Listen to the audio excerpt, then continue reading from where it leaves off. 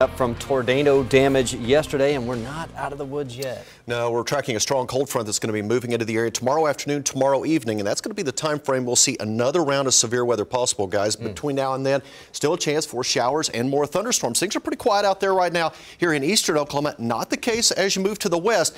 Areas of central and western Oklahoma seeing more showers and thunderstorms as expected this afternoon, while most of eastern Oklahoma and southeast Kansas, things are pretty quiet. Now, as we move through the rest of the evening and overnight, a few isolated showers or storms will develop and drift across the area, and we'll see that increase a bit as we move through the overnight hours into the morning. Now, through the overnight and morning hours, we could see a few isolated strong to severe storms, but most of the severe weather should hold off until tomorrow afternoon. Through the overnight, we do have a marginal risk for severe weather, mainly to the north and west of the Tulsa area back into central and western Oklahoma, which means one or two storms overnight into the early morning hours could become strong to isolated severe, but most of the activity through the overnight should stay below severe limits. As we move on into the day tomorrow, a good chance for rain and thunderstorms. We'll have a chance in the morning, another chance through the afternoon and evening hours, and that chance running anywhere from about 80 to near 100% across eastern Oklahoma. So most areas will see rainfall as we move on through the day tomorrow.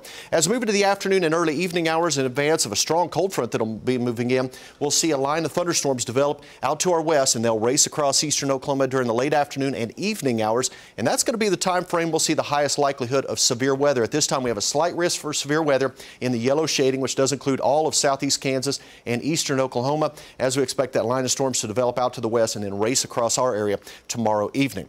Outside right now, we're not talking about severe weather, we're talking about warm conditions. We're seeing partly sunny skies on our Air Comfort Solutions camera down at the River Spirit Casino, 84 degrees. Humidity at 55%. It's a little lower than it's been the last few days, but it's still a little bit on the humid side out there with those south winds currently at 14 miles per hour. Here's a look at temperatures area-wide, low to mid-80s all across eastern Oklahoma, southeast Kansas.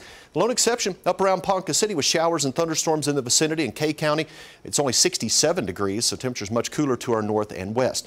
All right, so on future track, as we move through the evening and overnight, most of the rainfall will stay out to the west as we move through the evening. You notice overnight tonight, we will see a few showers and storms drifting across eastern Oklahoma. One or two of those could be strong, and again, we'll be keeping an eye on it for you through the overnight hours, but most of the activity will stay out to the west through most of the overnight.